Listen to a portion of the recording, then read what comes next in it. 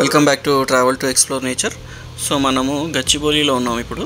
So ఇక్కడ కొత్త flyover construction జరుగుతుంది కదా చాలా రోజుల నుంచి. సో అది మ్యాక్సిమం కంప్లీట్ అయిపోయింది ఫ్లైఓవర్ పని. రోడ్స్ కూడా వేసేసారు అండ్ మనం చూడొచ్చు రైలింగ్ వర్క్ నడుస్తుంది అండ్ కింద బ్యూటిఫికేషన్ వర్క్ కూడా ఇంకా పెండింగ్ ఉంది.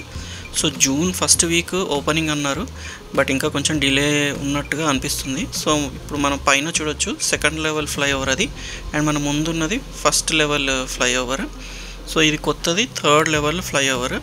సో పెయింటింగ్ వర్క్ అండ్ మిగతా మెయిన్ వర్క్ మొత్తం అయిపోయింది. సో చూడొచ్చు రోడ్ వర్క్స్ మొత్తం కంప్లీట్ అయింది.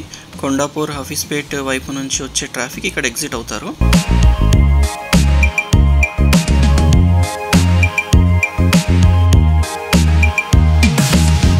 సో ఇప్పుడు మనము ఓఆర్ఆర్ వైపు నుంచి కొండాపూర్ హఫీస్పేట్కి వెళ్ళడానికి లెఫ్ట్ ఉన్న ఫ్లైఓవర్ ఎక్కాలి, అండ్ రైట్ సైడ్ నుంచి వచ్చేది హఫీస్పేట్ కొండాపూర్ నుంచి వచ్చే ట్రాఫిక్ ఓఆర్ఆర్కి లింక్ అవుతారు. ఈ ఫ్లైఓవర్ టోటల్ లెంత్ వచ్చేసి 1.2 కిలోమీటర్స్.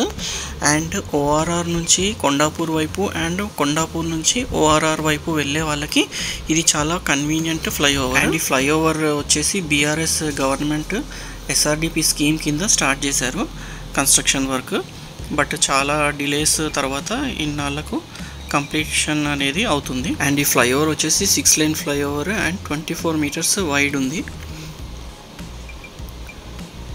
అండ్ ఈ ఫ్లైఓవర్ కాస్ట్ వచ్చేసి 178 crores అయ్యింది. సో హోప్ఫుల్లీ గచ్చిబౌలి ట్రాఫిక్ కష్టాలు కొంచెమైనా తగ్గుతాయి కొండాపూర్ నుంచి ఓఆర్ఆర్కి వెళ్ళే వాళ్ళు అండ్ ఓఆర్ఆర్ నుంచి కొండాపూర్ హఫీస్పేట్ సైడ్ వెళ్ళే వాళ్ళకి.